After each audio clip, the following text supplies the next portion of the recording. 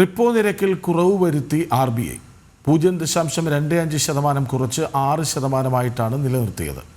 രാജ്യത്ത് പണപ്പെരുപ്പ നിരക്ക് കുറഞ്ഞതായും RBI വിലയിരുത്തി. ആഗോള സാമ്പത്തിക രംഗത്തെ അനിശ്ചിതത്വങ്ങളിൽ ജാഗ്രത തുടരുമെന്നും RBI ഗവർണർ സഞ്ജയ് മൽഹോത്ര പറഞ്ഞു. And outlook, the MPC voted unanimously to reduce the policy repo rate by 25 basis points to 6% with immediate effect.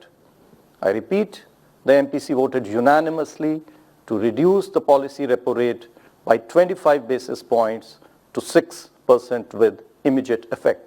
Consequently, the standing deposit facility, the SDF rate under the liquidity adjustment facility shall stand adjusted to 5.75%. വിവരങ്ങളുമായി ഐസൻ ജോസഫും ചേരുന്നു. ഐസൻ, repo നിരക്കിൽ കുറവ് വരുമ്പോൾ സ്വാഭാവികമായും പലിശ നിരക്കിനെയും അത് സ്വാധീനിക്കുമല്ലോ, അല്ലേ?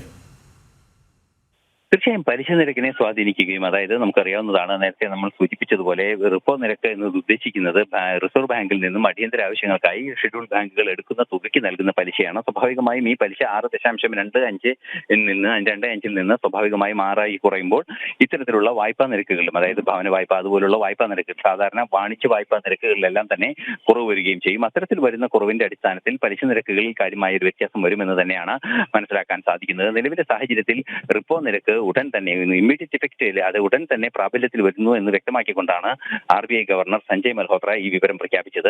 മോണിറ്ററി പോളിസി കമ്മിറ്റി ഏകകണ്ഠേനയാണ് ഈ തീരുമാനമെടുത്തതെന്നും അദ്ദേഹം പറയുകയുണ്ടായി. 6.25 നിന്നും 6% ചുരുക്കിയിരിക്കുകയാണ് റിപ്പോ നിരക്ക് ഇപ്പോൾ എന്നാണ് നമുക്കിപ്പോൾ അറിയാൻ സാധിക്കുന്നത്.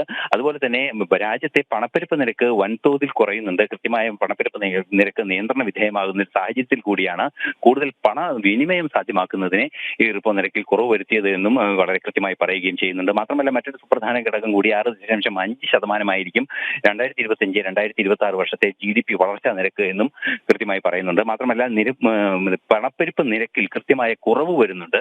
അതായത് നമുക്കറിയാവുന്നതാണ്, രാജ്യത്തെ പണപ്പെരുപ്പം, അല്ലെങ്കിൽ കൺസ്യൂമർ പ്രൈസ് ഇൻഡെക്സും ഹോൾസെയിൽ പ്രൈസ് ഇൻഡെക്സിലും എല്ലാം തന്നെ ഉണ്ടാകുന്ന കൃത്യമായ സൂചനകൾ അനുസരിച്ച് പണപ്പെരുപ്പം കുറയുന്നതായാണ് കണക്കുകൾ സൂചിപ്പിക്കുന്നത്. ഈ ഒരു പശ്ചാത്തലത്തിൽ കൂടിയാണ് ഇത്തരത്തിലൊരു തീരുമാനത്തിൽ എത്തിയതെന്നും സഞ്ജയ് മൽഹോത്ര വളരെ കൃത്യമായി അറിയിക്കുകയും ചെയ്യുന്നുണ്ട്. കൃഷ്ണരാജ്. ശരി, റിപ്പോ നിരക്കിൽ കുറവ് വരുത്തി RBI വിവരങ്ങൾ നൽകുകയായിരുന്നു ഐസൻ ജോസ്.